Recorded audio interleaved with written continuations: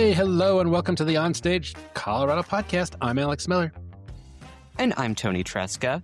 Thank you for joining us for another episode of the show. On this week's episode, we are going to be talking about some of the shows we've seen, as well as the 20th anniversary of the new Play Summit at the Denver Center, which both Alex and I attended over the weekend. We're also going to talk through some theater news and spotlight some upcoming performances that are on our radar, and share an interview that you did, Alex, with some folks from Thunder River Theater Company about their current production of K2. What can you tease about that conversation? Yeah, so I reached out to Thunder River because this is an interesting show because it's, like I think I said in previous podcasts, it's a rare intersection of sports and theater. So Missy Moore, the artistic director at Thunder River Theater Company, is directing this production, which is about two climbers stranded on K2, the world's second highest mountain. And the thing that's interesting about it, they're actually dangling and in harnesses, I think, for the entire show. So it's a fun conversation, about that intersection and how they put it all together. So stick around for that. Yeah, definitely. You'll definitely want to hear that conversation a little bit later in the episode with Missy Moore and the crew. But to kick things off, why don't we start by talking about what we saw over the weekend? Yeah, well, I was mostly at the summit. So if you want to kick it off and talk about some of the shows you saw kind of in between or leading up to and between there, you've got more to talk about than I do. Sure. So the first thing I checked out was the national tour of Water for Elephants. As anybody who has listened to this podcast for a long time knows, I'm not always big on these kind of adaptations. This is a book turned movie turned now musical. However, this production really works well for the stage because it's all about the circus life, and the circus is inherently very theatrical. So even though you can kind of see the strings attached that are there, the wires and everything, it doesn't diminish the fact that there are some really impressive acrobatics taking place. People doing juggling, people balancing on balls, all these really incredible circus things filling up this really cool world. And then to top it off, I actually thought that the music and the lyrics were quite strong in this story of a guy who joins the circus, ends up becoming the veterinarian for all of the animals there, and kind of falling into this whirlwind romance with the ringmaster's wife. It's a really theatrical story. It's told really well by this incredibly physical troupe of performers. I just really cannot recommend this tour enough. It's really quite strong. Yeah. From reading your review, I was like, wow, that sounds like a really great show. And it's around for a week or two, isn't it? It is. Yeah, you've got a little bit of time. And I was a little bit surprised. I read some reviews about the New York production after I finished writing my review, and it seems like a lot of folks in New York did not like this production. They thought it was just a spectacle with nothing underneath the hood, and I really disagree with that take. I think there is a lot here from the book and really strong lyrics in the song, so definitely would encourage folks to check it out and make up your own mind. All right. So that one's up at the Denver Center through February 22nd. And then I love that you got to see two productions of Romeo and Juliet, one a stripped down version and the other a stoned version. Let's hear about those. That's right. Yeah. It's not all that often that you get to see two of the exact same productions back to back in the same area. Yeah, there are two versions of R&J being done in Metro Denver, but like you just mentioned, could not be more different. I'll start with the first one I saw on Friday night. I went to the opening of Stoned Romeo and Juliet over at the Tetra Lounge in Rhino in Denver. It's this cannabis lounge that was really kind of cozy and really kind of a cool space to do the show. And it meant that people could just light up everything from vape pens to joints to people smoking bongs during the show. So it really got hazy in there. Whereas in comparison with Bowls in the Bar's previous shows, you could really only use the vape pens or edibles. This is a lot looser of a vibe. But the show itself did not quite live up to the quality of other Bowls with the Bards productions. Usually they kind of have another additional element on top of the stoned quality. Yes, the actors are stoned, but it's also a really interesting disco take on 12th Night. Or yes, the actors are stoned, but it's also a clowning inspired version of As You Like It, or a puppet version of Macbeth. Whereas this kind of didn't have that strong of a directorial vision. And in the space, the Tetra Lounge, there are quite a few quirks that need to be worked out. They're just kind of shoved in the corner, which really limits the blocking. There was a lot of traffic jams that happened. And then the Tetra Lounge itself also remained open during the show, which in theory isn't a problem since the patrons went out back, but people had to enter through the front door during the show itself, which just created a lot of distractions, including conversations as people checked in with the staff. So this is their first show in this new space, and I think there are just a few kinks that need to be worked out if they want to continue in this venue. Okay. Well, what about the more traditional version you saw at the Arvada Center? Yeah, so this was directed by artistic director Lynn Collins at the venue. It's a 110-minute contemporary adaptation of Romeo and Juliet. And it is a slimmed down version. It features just 8 actors playing all of the roles. And I would say that this production is very much focused on the action of the play. It's very much kind of about how quickly you can turn to violence and how that violence has really lasting consequences, which is always one of the themes of this play.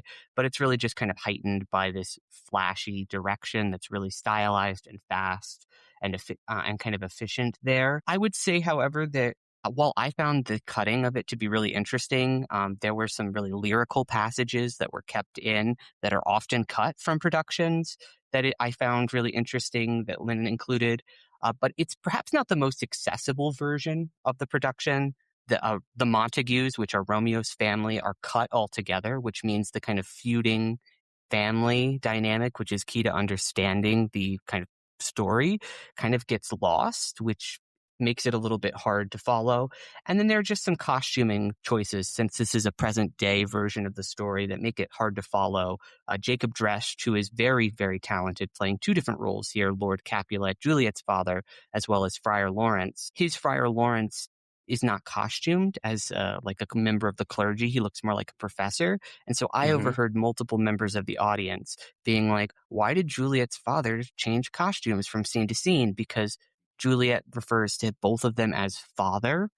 That's just the Shakespearean text there, but it's not aided by the kind of any costume choices there. So kind of gets a little bit lost. And then the ending just kind of ends as soon as Romeo and Juliet die, which is not what happens in the Shakespearean text. There is kind of a meeting of the 2 houses and a reconciliation. But I think it's really interesting to think about that in 2026, Collins decided that reconciliation, we don't deserve that, and that's cut. If you're kind of trying to meet the text for the first time, you're not really getting a full version of R&J with this staging.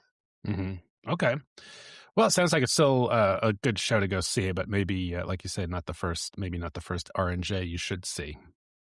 Absolutely. I think that's the way to frame it. I think this is a really actually thoughtful cutting of it. And it gave me, somebody who has seen the show, I've directed this show, a lot to chew on and think about what it meant and why those scenes were gone, why those characters in some cases were completely cut. But I think for people who were seeing it for the first time, I went on Valentine's Day and there were a lot of couples who were clearly like, this was the romantic outing there. And I saw I saw a lot of head scratching throughout. So I think perhaps it's not a good one maybe for your first time, like we said. All right. And then the other one that you had a review of on the site is Godspeed, which was one of the Colorado New Play Summit shows from last year that we saw as a rating, and is now as the second one up for a full production at the Denver Center. And what was your take on that one? Well, you read part of my review on it You read part of my review on the show last week, so I won't spend too much time on this, but I thought this was a much better rendition than when we saw it at the Colorado New Play Summit a few years ago. It was really long in that version. This was very lean and felt very theatrical. I just was not totally convinced it needed to be in the round space. It screamed, since it was a traditional Western, proscenium and kind of having the walls and barriers, but in the round, you kind of got the sense of location and how far people traveled and the scale of it all kind of got a little bit lost, since it's just the same circle over and over again. Yeah. All right. Well, let's move on to the news. What have you got to kick things off? We've got quite a few news items this week. Starting things off, the Ellie Calkins Opera House, which is home to the Colorado Ballet, Opera Colorado, as well as hundreds of other local and touring performances each year, is turning 20 this month. Wow. And the city is marking that occasion by unveiling a brand new stage floor, the Harlequin Liberty Switch Stage, which is a revolutionary floor system that transforms between a solid stage floor and a sprung dance floor in just seconds, meaning that it can go from being used by folks like the Denver Film for their film festival to the ballet in just seconds, which is really a big upgrade for it. Uh-huh. And that if you want to join in on the festivities and help celebrate their birthday, on February 27th, Colorado is hosting a special anniversary concert. That's going to begin at 8 p.m. with a one-woman opera called At the Statue of Venice, which is a short one-act comedy by Jake Heggie and Terrence McNally, which was specifically commissioned to mark the opening of the Ellie 20 years ago. Wow. That's interesting. It's like I was, it's become a real icon of the Denver art scene. You know, of course, if you're into opera, you see it a lot. But there's not as many other things going on in there. Occasionally, you'll see, like I remember seeing the Book of Mormon there once a few years back. I'm not sure what drove that being in there, but one of the most memorable things I remember being in there was seeing Gin and Gothic, a couple of the Band of Toughs shows. They've used like the lobby, and I think part of the scene was in the orchestra pit. But it's a beautiful facility. And the last time I was in there was for the premiere of the film John Elway, the documentary for the Denver Film Festival. Yeah, that was the last time I was there as well. I was there for opening night to see the third Knives Out film as part of the Denver Film Festival. That's a great thing that always, or almost always, happens over in the Ellie. Cool community event. And yeah, you mentioned there's not a ton of tours that go through. Book of Mormon was one exception. Disney has developed a couple of things in that space. But it is a little bit smaller than the Buell venue, so it's not often touring productions' first choice, but it is a beautiful space in there, particularly after this remodel. The seats are super comfortable. If you're going to see an opera, it actually has the subtitle machine on the seat in front of you, so you can see everything that's happening in there. It's got incredible sight lines. There's really not a bad seat in the house. You can kind of always see the stage because of how they angle it. It's just a beautiful venue, and it's wild that we're here at 20 years. I know. I remember, as I was telling you when we were chatting yesterday, I interviewed Ellie Calkins 20 years ago because her husband, George Calkins, was one of the founders of Vail. He was the money guy. He was a finance. He was an oil man, so he'd made his money in oil. And but he knew he hooked up with Pete Seibert, who was the original founder of Vail. And I was just looking. So back then, like nobody was really that interested in the late 80s to really finance a ski area that nobody had ever heard of, and they actually drove around in George's Porsche. I was just looking at this story in the New York Times, his obit. They were offering 100 partnerships at $10,000 a piece, so that would have been a pretty good investment in Vail if you had 10 grand at the time. Yeah. But she was lovely to talk to, and I think she's still around and happy to see. I'm sure she's thrilled to see that 20 years on, it's going strong. Absolutely. In other news, a friend of the podcast and senior arts journalist for the Denver Gazette, John Moore, reported this week that 12-year-old Denver School of the Arts student Blake Channing Taylor is joining the Broadway cast of MJ the Musical. That's the biopic about Michael Jackson. He was cast originally in the national touring production of MJ, but before he even started rehearsals, the team moved him straight to the Broadway production. And now Blake's father and his uncle are collaborating to ensure that his time in New York City as young Marlon Jackson and understudying Michael Jackson goes smoothly. Oh, that's fantastic. Yeah, it's quite an opportunity at 12 years old to get to go right to New York.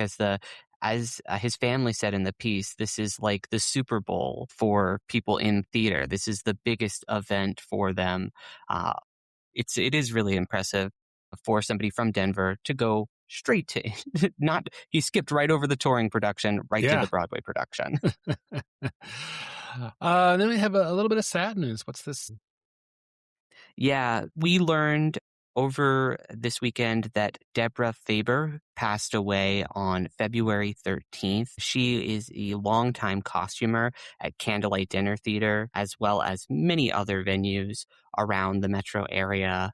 And although I've never personally met her, I was lucky enough to see her work on stage a number of times over the past few years. Some of her notable work includes Bright Star, the musical, which we nominated her for an Oscar award for her costume design.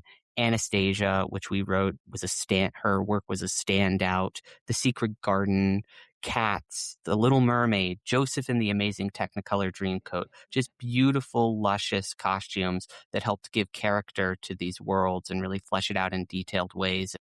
Just from looking at Facebook and chatting with other folks in the community, this is a big loss being felt by many around the state because Deb has worked with so many artists, costuming them and helping them look their best. And so it just seems like this is a really big loss. And I just want to give my condolences to her family who are mourning at this time. Yeah, same here. Someone whose work, creative artist whose work was seen by thousands and thousands of people over her lifetime. It's a fantastic legacy that she left there. So, Yep. All right.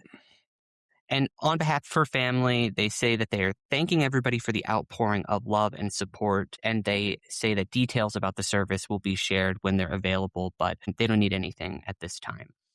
Okay. All right, another bit here. Zoe Rulin, who Colorado-grown, New York-based playwright, just received the 2025 Princess Grace Award Playwriting Fellowship in partnership with New Dramatists for her play Dirt. So Rulin's a graduate of the Denver School of the Arts and among the many young area playwrights who got their start as teenagers in Curious Theater Company's nationally recognized Curious New Voices Summer Writing Intensive. So this is a really cool honor for her, and it's named after Grace Kelly, Princess Grace of Monaco, founded by her husband to support and elevate early artists in theater, dance, and film through game-changing grants. That's really cool.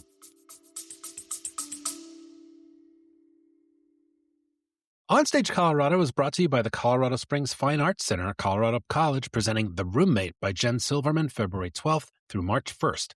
This funny and deeply moving play examines the complexities that arise between two very different women and how they navigate changing senses of identity, relevance, and the possibility of reinvention.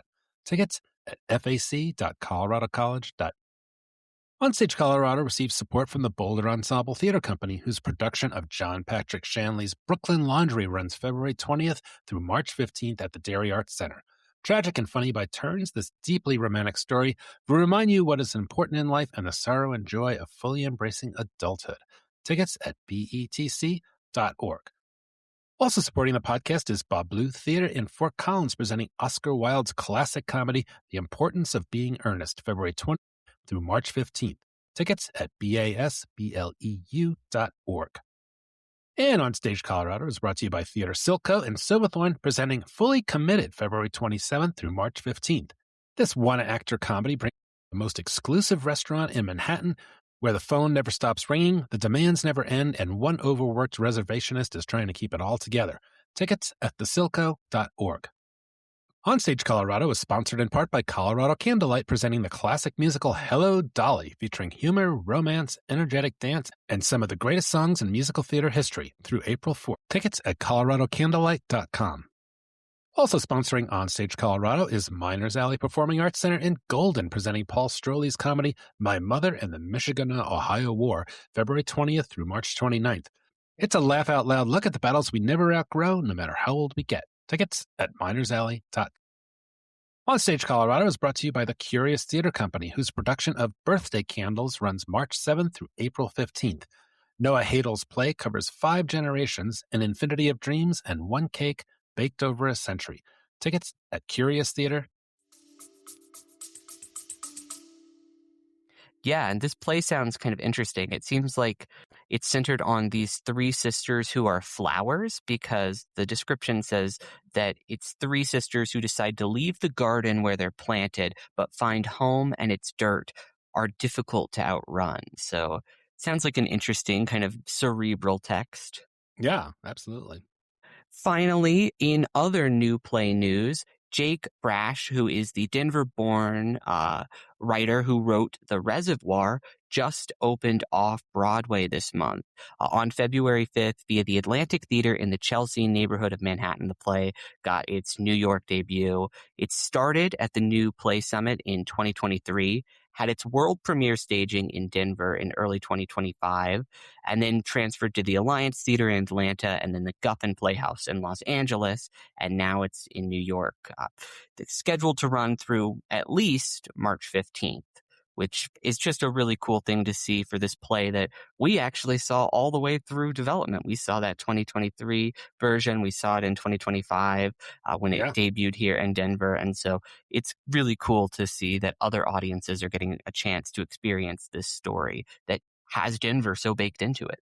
Yeah, and it's so exciting to see shows, not just from a Denver playwright, but shows that got their birth in Denver at the Play Summit, go on to a bigger life. That's the ideal, right? That's right. And speaking of the New Play Summit, that sets us up perfectly for our main topic this week, which is the 20th anniversary of the New Play Summit at the Denver Center. This is a 2-day event. It takes place in the Arts Complex. This year, it took place on February 14th and February 15th, and it sees artists from around the country coming to experience 4 plays read aloud for some of them the first time. For others, they've been developed for a little bit. But all of these plays are being heard in the Denver area. They get 2 different readings with 2 different audiences who filter through. And it's a really big event in the local area for new play incubation. What do you think of this year's event, Alex? Yeah, well, one thing we noticed is that they said that the attendance was so good that they moved the shows into some of the bigger theaters because they used to do them in like the smaller. They even used the old Jones Theater, which is sort of the unused space that's out there on Spear Boulevard, and that was not.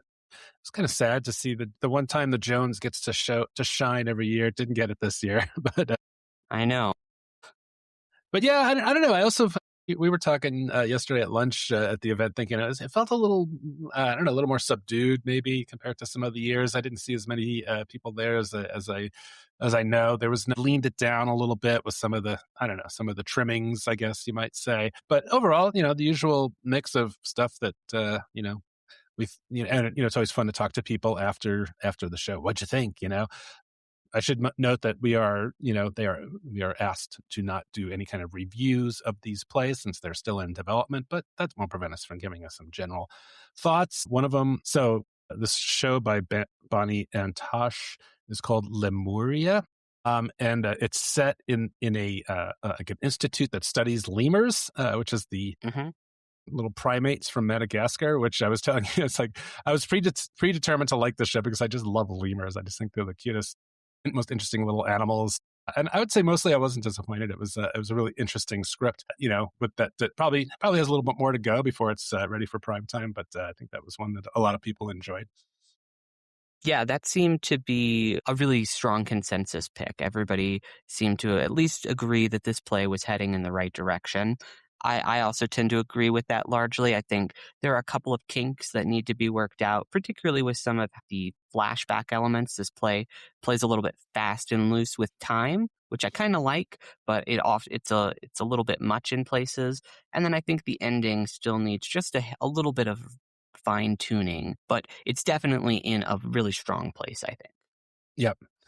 And then the other play, one of the other plays was a two-hander called "You Should Be So Lucky" by Alyssa Hadan Shin, which was about a Chinese grandma and her granddaughter in New York City. And it's a really interesting.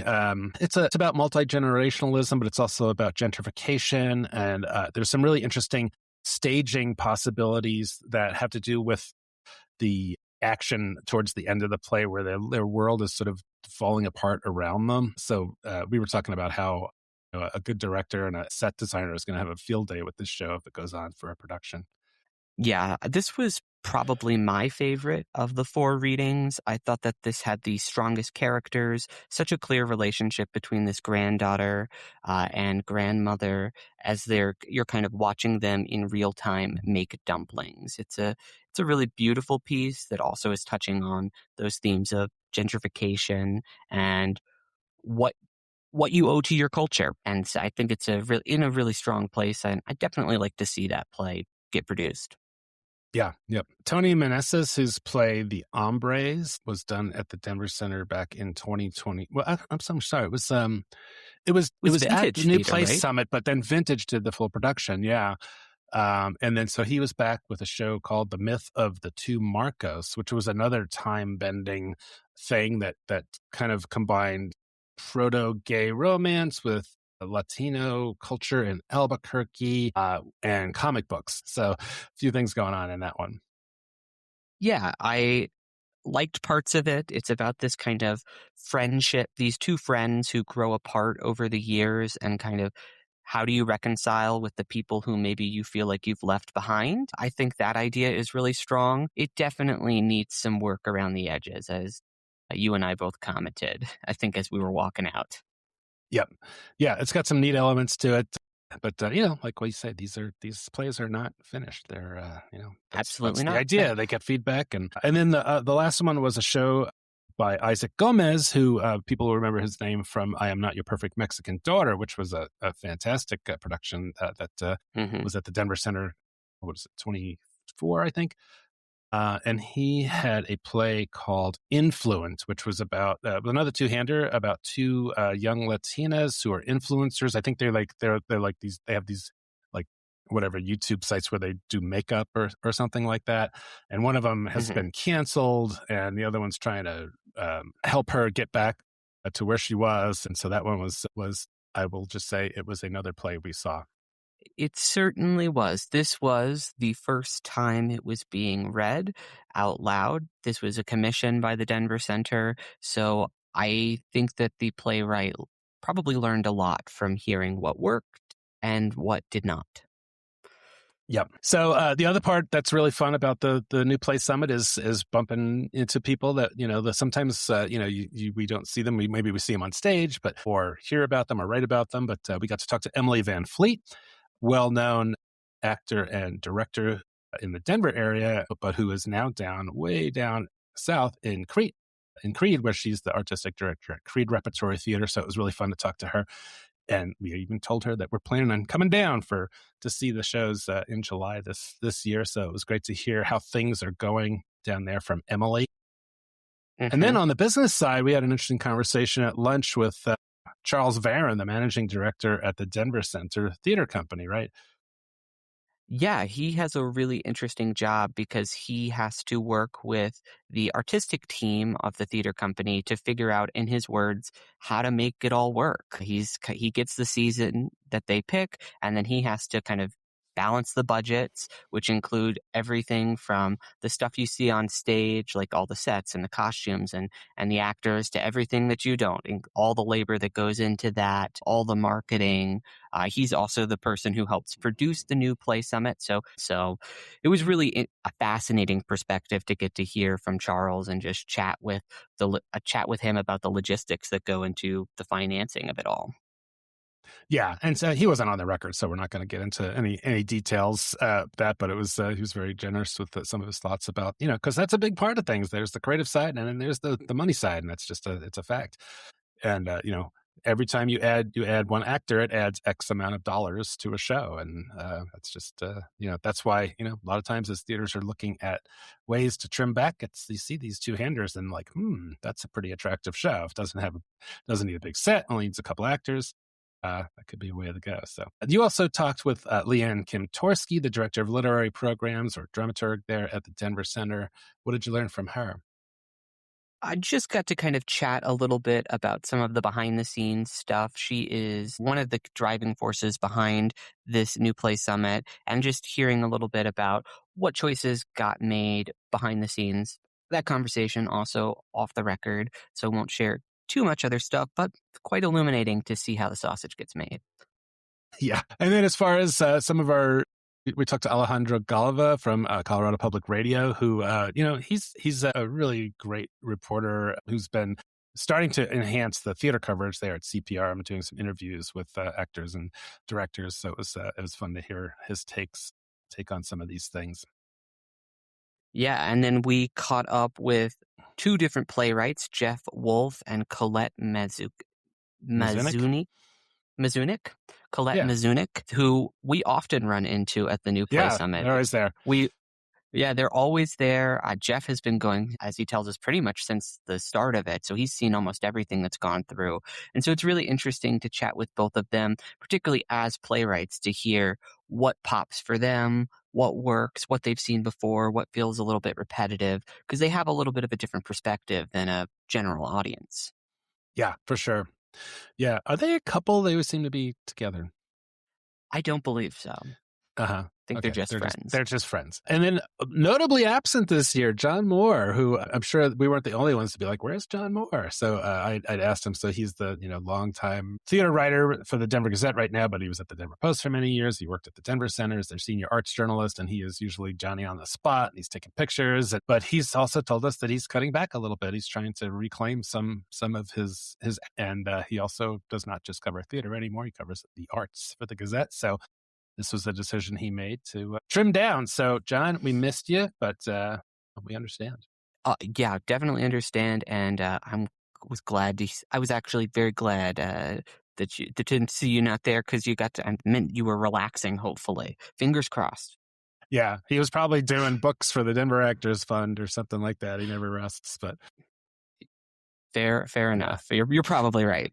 Yeah. But also, oh yeah, go ahead.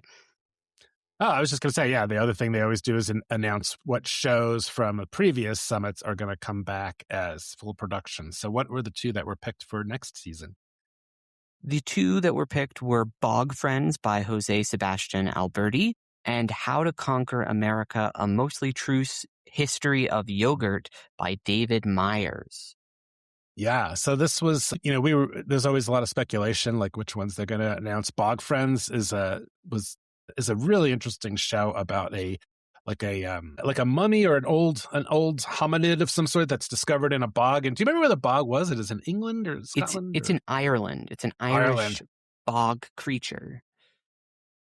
And it's another time jumper. It's got, 3 different couples that are involved in this in one way or another. And it was one that we were kind of scratching our heads over whether it would be something how producible it was. So it'll be interesting to see how that one comes about.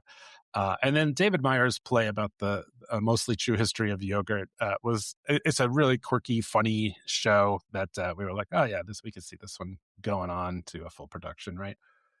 Yeah, I was certainly not surprised when that one was picked. The Bog Friends, I didn't play. As we said, we literally do place bets. We're like, which two do you think are going to make it in this year? Whatever.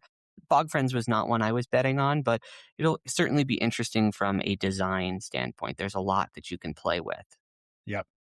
So overall, it's a fun event. I definitely recommend anybody who, if you haven't been or if you haven't been to play readings at all in general, there's plenty of opportunities going on. So like upcoming, we'll have the local lab from local theater company in Boulder coming up in April.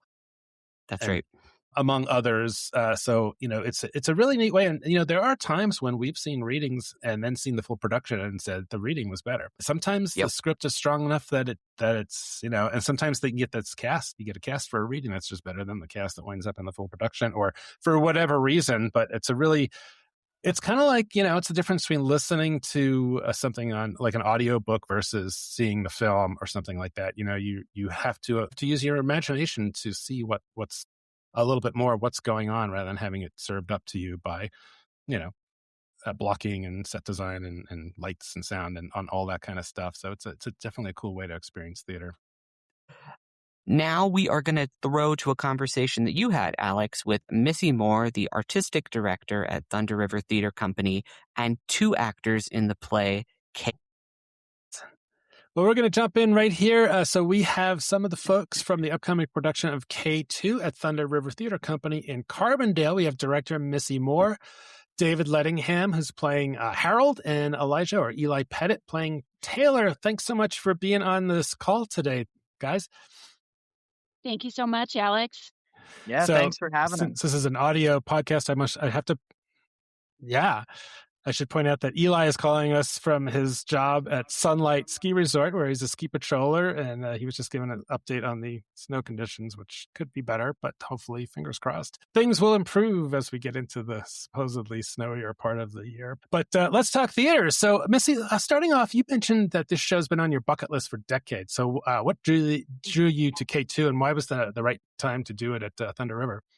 Yeah, well, I think the play itself is just steeped in extraordinary given circumstances, and then you marry that with the technical challenges of the play itself. And I've always just been drawn to it. And there's not a lot of plays out there that actually capture the art form of this sport. And I found that in my first season as the artistic director here, I produced a show called Men on Boats. Yeah. And our community at large was really drawn to that play because of their own experiences rafting the Grand Canyon. And fast forward to announcing this season, I was like, well, instead of a river, what happens if we do a mountain?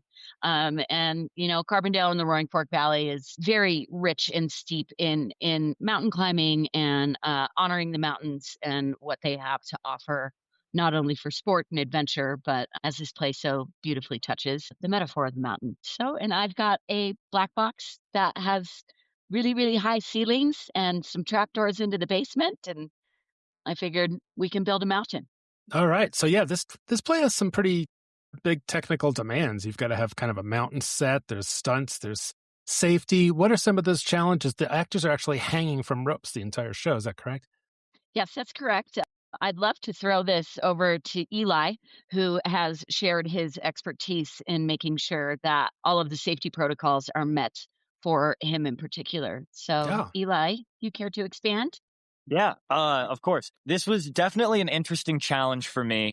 I have a pretty extensive background in emergency medicine and safety, and I specialize in rescue operations. And so I have a great deal of knowledge to pull on with, making sure that ropes are all together and that kind of thing. But it was very interesting to apply that knowledge to a theater space. For me, I'm used to using anchors and points that are just kind of what I have available: trees, boulders, pitons actually driven into rock or screws driven into rock, where in the theater I was using trusses and I-beams and actual mechanical things, which was very interesting. In the core of all of the rope work and all of the technical aspects of this theater, it's very similar. All of the knots are the same, all of the angles, all of the force points are very similar. And another thing that I found very interesting is having the ability to back it up and make it extremely safe. These systems have to be used over and over and over every night, where I'm used to using a system once. If someone is in a crevasse, I have to build a system to get them out of that, and then it's done. Where these, I have to build a system and it has to last for 2 months, frankly. And so that was a very interesting challenge for me. David, do you have a background in climbing yourself? I do. I have a bunch of background in climbing when I was younger and mountaineering as well. So Harold is a physicist with a kind of almost mystical devotion to family. How do you balance someone who's both intellectually and deeply emotional, especially in such an extreme situation?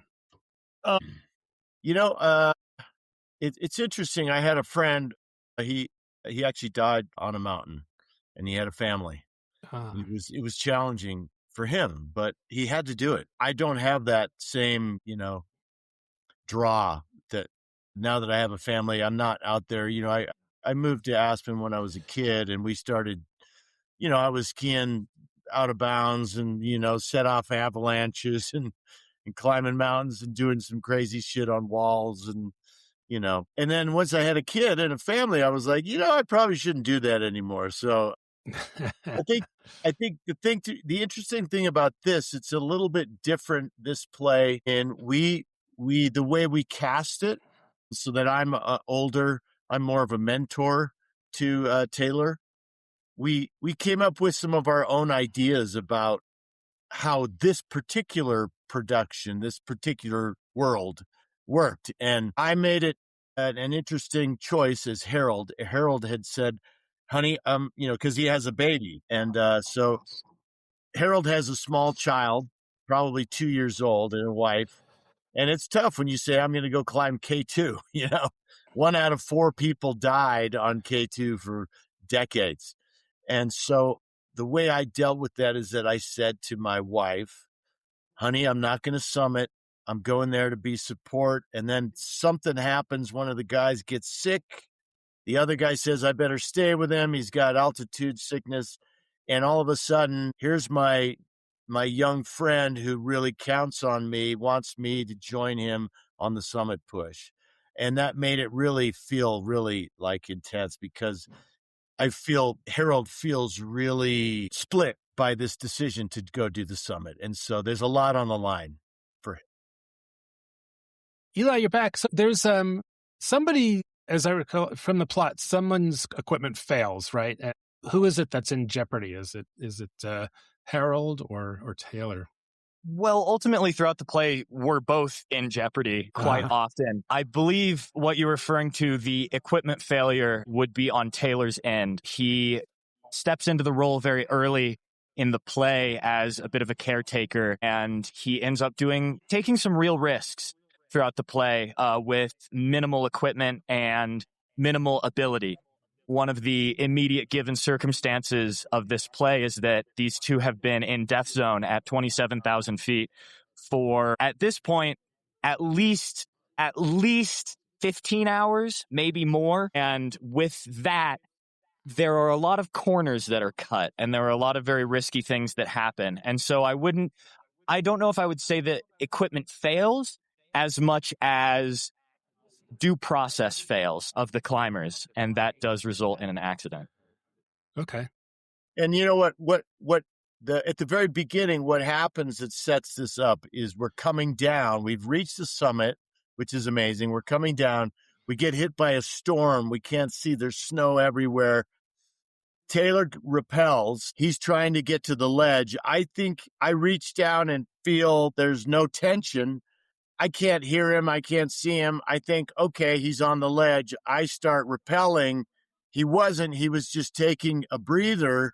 And I come over an overhang and come right into him. We fall from there. I hit him. We tumble. We land on the ledge. We actually fall off of the rope. We go through the end of the rope, which happens occasionally. And then we discover that Taylor discovers after that he did not pack his backup rope. So those are the two main things. Okay. So Eli, Taylor's described as an arch-conservative, womanizing assistant DEA, so maybe not the most likable guy. How do you find the humanity in a character that audiences might initially, resist? I think it's very interesting because every person that you interact with in their core is a human. And that does seem silly, but there is care.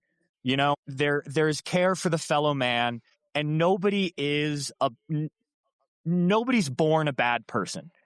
Taylor is the of a lot of challenges throughout his life. A lot of the backstory work that I've done includes, a tough upbringing with a absent father and a mother that worked a lot. There wasn't very positive influences in Taylor's life. And so he has built a resistance to love throughout his life, has this spin and this look that the world is cruel and that people get what they deserve.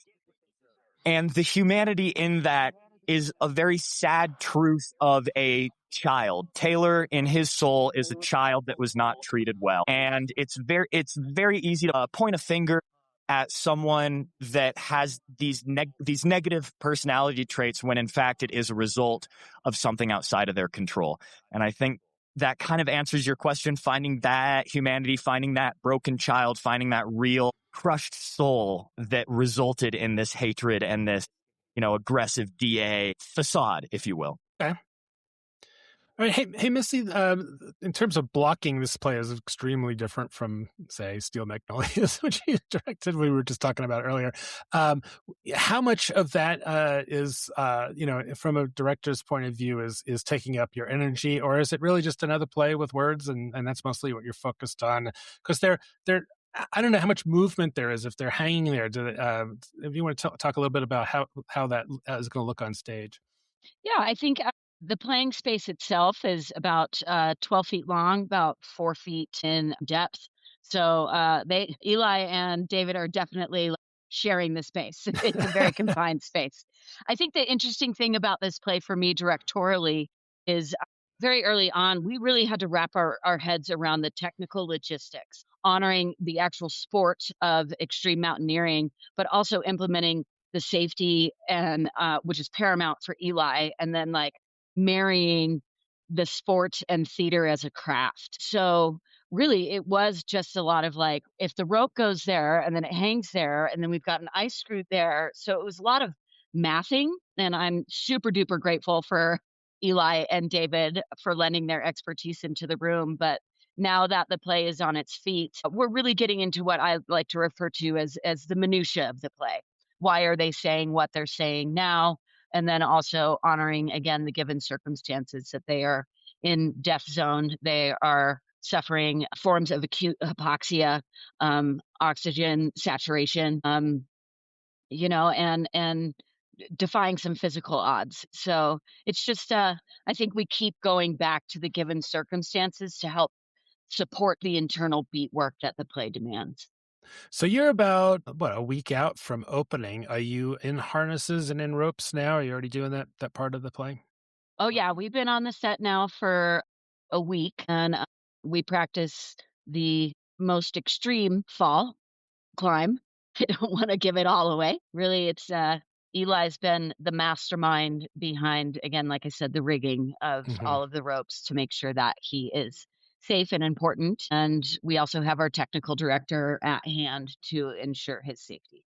So for the story itself, the play asks some pretty heavy questions about the meaning and value of life. So for each, for Eli and David, without spoiling anything, is there a moment or a line in the script that sort of landed for you personally? Let's start with David. Yeah, there's a great line in there that says, he says, "Mountains are metaphors, buddy, in case you forgot. The purest, simplest metaphors on this whole crazy planet. The higher you go, the deeper you get. And when you can't run away from where the hell you are, then guess what? You have to be there." Nice. And so where they are, I think a lot of people do that. I think a lot of extreme sports enthusiasts, including, extreme skiing, and just, it requires so much focus that you can't be thinking about anything else except where you're, that moment where you are right there. And there's something also about being up there and having climbed way back when I was younger a lot. There's nothing quite like sitting up on a ledge or on top of a mountain with some friends that you've just summited or done and achieved a climb. And it's just, there's nothing like it. And it's so peaceful, and you feel connected and all that. So it's it's a place where all of that, you can say anything up there. And I think that's what happens is they start thinking about their life and mortality and trying to help each other get inside of each other's brains. And especially in this particular relationship is kind of more of a father-son. Harold tries to give some wisdom to Taylor and, kind of steering him more towards love, and it's just the way the play is written. It's really beautifully written, the language and the concepts and about the meaning of life. And it's like no other play that I've ever read, sorry. All right. Eli, same question. Any particular moments in the play that really hit you? Yeah. There are definitely moments from Harold that really hit me, Eli, as a person, and also Taylor as a character. But one line that came to mind, again, trying not to give anything away here. Taylor says, "I love you," to Harold. in the play. And this is the first time that Taylor has ever said that to anybody except his mother. And that moment is so defining in Taylor's life for the rest of his life. That is a moment that he will remember. And his entire perspective on love and care and companionship switches in that moment. And that's such a paradigm shift for this character. And I think it's so beautiful. It's such a simple phrase that I think a lot of us take for granted. You know, what is love? What does love mean to the individual? And it's so raw and simple in this moment in the play. And it's a very beautiful moment for Taylor and Harold. That's great. Missy, how did you find these two guys, actors who also climbers? Yeah. Eli was in our production of You Can't Take It With You, and is also a caller that had some training with Soul Theater Company. And I just kind of was like, I knew that he was in Alaska studying what he's studying. And I said, hey, do you want to come home? Do you want to come home for a little bit? And it actually really aligned with his school schedule and transition into what will be an amazing career for him. And he said yes. And David and I actually go back to the early 2000s when we worked together at Theater Aspen right after I graduated college. And, there was probably about 18 years where we didn't collaborate, but we've always been kind of in each other's radar. And David was able to make his Thunder River Theater Company debut in our production of Endgame a couple years ago. And he put himself on tape and nailed the audition, and so did Eli. To me, it was just a win-win situation and a no-brainer. And I feel very lucky to have these two in the rehearsal room bringing this play to life. Great. Well, a question for anybody who wants to answer it. So this is a play that obviously is going to resonate with Colorado audiences because there's lots of climbers, but also people who, even if you're a hiker, people who are outdoorsy. What kind of things do you think audiences might take away from this that might resonate with that Colorado crowd? All right. Well, I think that my hope as an artistic director of Thunder River Theater Company is that this play actually speaks to people who might not generally come to the theater because of the content of it. And I hope that it just brings different kind of awareness to the support and some knowledge around K2 itself as a mountain, which is referred to as the Savage Mountain. But for me, on the theatrical side of things, it is just such a beautiful story about the meaning of life and the discoveries that these characters make when faced with their own mortality at extreme circumstances. And I think everybody can resonate with some point in this play, be it whether or not they agree with it or they disagree with it or they think, I've never thought of it like that. But to me, that is the beauty of live theater. It really, truly is a subjective art form. So come and see it. Yeah, I'd like to add that, I've always been very connected with nature and mountains and all of that. And I've always felt like the most comfortable actually at the top of a mountain. That's kind of my church up there. And I think there's a lot of people in Colorado that feel that way. There's something about that. And then the other aspect of it is, when we all look at we hear these stories of, into thin air and touching the void. And you look at it like, wow, I mean, who are these people that do stuff like this? They're insane. Are they insane? Why do they do it? And it's very easy to kind of write some of them off. And if you watch some of the documentaries about mountain climbing, sometimes people's stories don't get told and they get forgotten or they get misrepresented.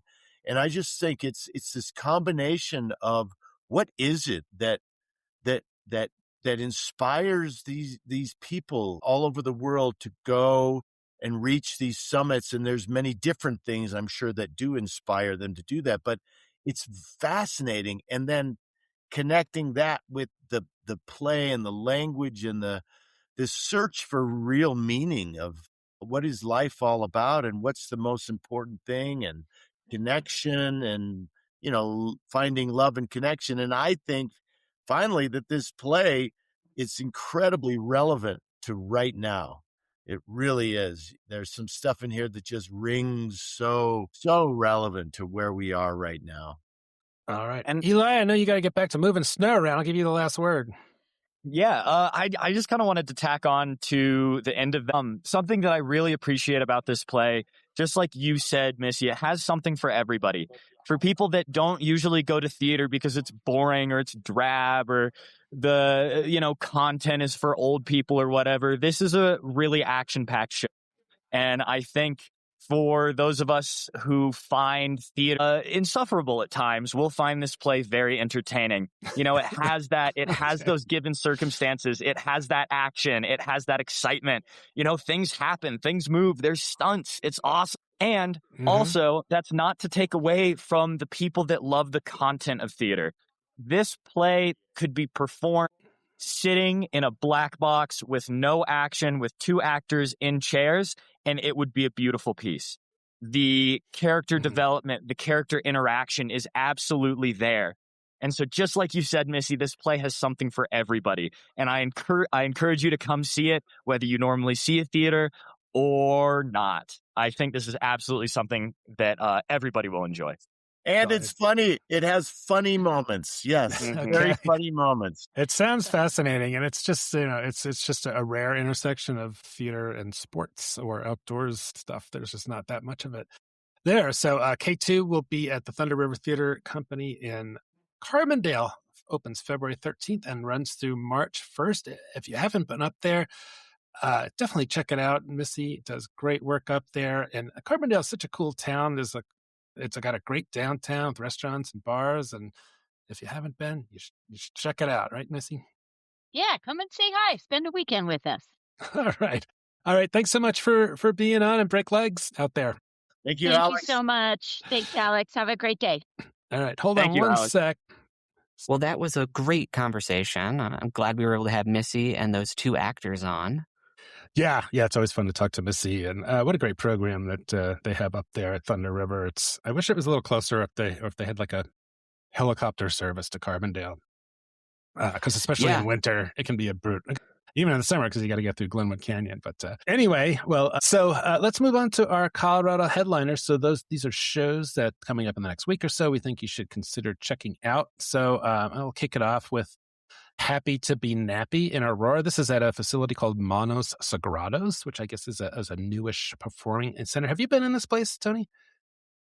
I have, yeah. It's right near the People's Building on Colfax, across the street from the Aurora Fox in that kind of area. And it is a really small, intimate venue. It's got a small lifted stage. It's kind of more built for like movement and dance. It's dance events. There's lots of poetry readings and stuff that happens in there, dance workshops. I was there for another control group production, dance kind of experimental piece.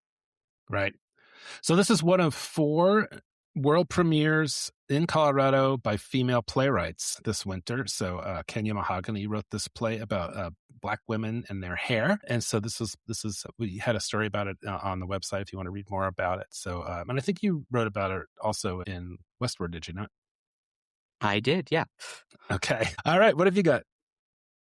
I'm kicking us off with The Secret Garden, the musical. This is being done by the Glenwood Vaudeville Review through March 22nd. This is based off of the novel, and it follows 10-year-old Mary, who is sent to live with her uncle after her parents dies. And despite that kind of depressing premise, it's really a beautiful kind of life-affirming tale. I've never been to the Glenwood Vaudeville Review, but sounds like a good production they've got over there. Yeah, as their name implies, they usually just do vaudeville. I was surprised to see them doing this one because it's decidedly non-vaudevillian, as far as I know. But Definitely. They have a group of regular actors up there, and it's also kind of a quasi-dinner theater. You can either watch the show, or you can have dinner or whatever there as well. So it's a fun place to check out. My next headliner is The Roommate. This is going to be at the Colorado Springs Fine Arts Center through March 1st. This is kind of an odd couple story about 2 women. Midwestern housewife Sharon never had a roommate before, but after her divorce, she needs help to pay the bills, and she gets a brash New Yorker who may or may not have reasonable questions about why she needed to be out of the city. So that one is up at the Fine Arts Center there in Colorado Springs, and we'll have a review of that from April here on the site soon. My next pick is the regional premiere of My Mother and the Michigan-Ohio War over at Miners Alley in Golden. It's a new play by Paul Stroley, who folks might remember from A Jukebox for the Algonquin, which they staged back in 2024. This new play follows Izzy's history buff husband, Freddie, who has a dream, a full-scale reenactment of the Michigan-Ohio War.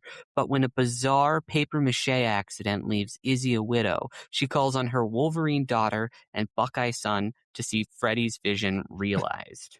All right. That sounds great. Yeah, looking forward to that. I also reached out to Miners Alley to see if we can get Paul on the podcast to talk about this play. So hopefully we'll have him on.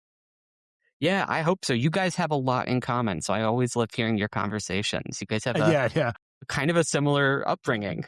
Yeah. So my next one is way down south again, Silent Sky at Durango Theater Works through February 22nd. So this is a play about Henrietta Leavitt, a real-life astronomer who worked at Harvard in the early 1900s, made a pivotal discovery about stars and changed how we measure the universe. So that's a cool play that gets done fairly often. I think that's a Lauren Gunderson, isn't it? I believe you are correct. See, let me double check that. Yes, Lauren Gunderson. You are right. All right. What else do you got? When in doubt, it's by Lauren Gunderson. That's right. Or Shakespeare, right? That's right. My next pick is actually not by Lauren Gunderson or Shakespeare. Okay. It is 9 to 5, the musical. It's being done over at Vintage Theater in Aurora. It's based off of the 1980 movie. It's a workplace revenge comedy set in the Rolodex era. The Rolodex era. I love it. Going also down south again to Pagosa Springs.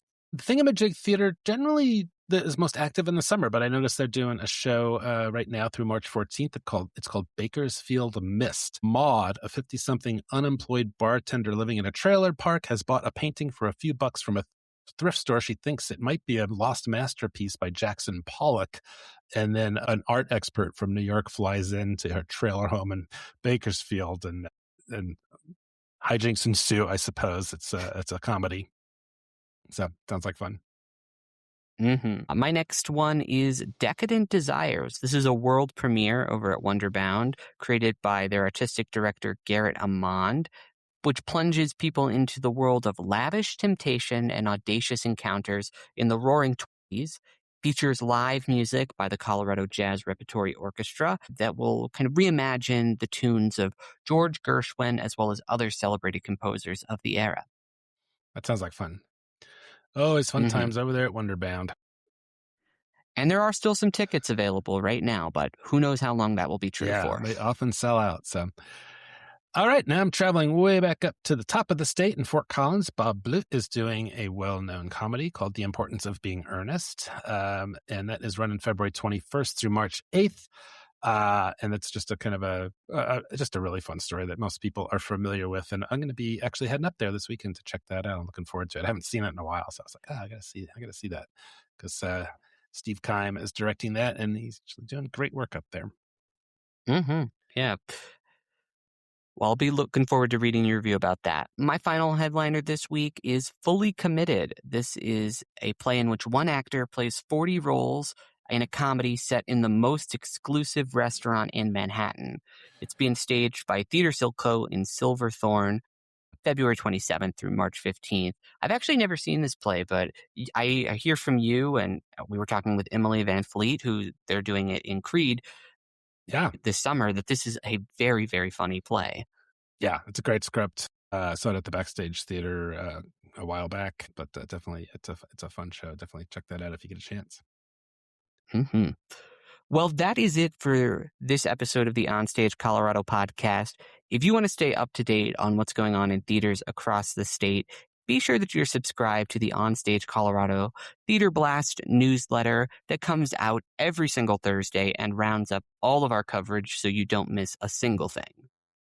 Yeah. So yeah, coming up on reviews, we'll be out at Firehouse Theater on Monday night to see H.E. Double Crooked Letter. So I'll have a review of that. We'll have Tony's review of My Mother and the Michigan-Ohio War coming up, The Importance of Being Earnest up at Bob Blue, 9 to 5 the musical, and who knows what else, but lots of stuff. Always lots of stuff going on the OnStage Colorado website, right, Tony?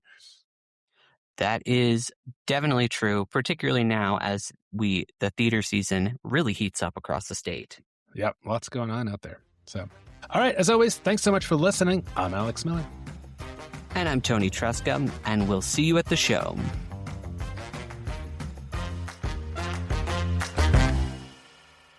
Hey, it's Alex here, founder, editor, and publisher of OnStage Colorado. Thanks so much for listening. As other publications have stepped away from covering Colorado theater, we've stepped up. In 2025 alone, we published over 165 reviews, making sure our vibrant theater community in Colorado gets the attention it deserves. But we can't do this without your support. If you value having a dedicated source for Colorado theater journalism, please consider making a donation at onstagecolorado.com. Every contribution helps us continue this work. And if you're not already subscribed, sign up for our free weekly Theater Blast newsletter. Every Thursday morning, we deliver the latest reviews, theater news, and upcoming show listings right to your inbox. You'll find the sign up at onstagecolorado.com. Thanks again for being part of the OnStage Colorado community. We'll see you at the theater.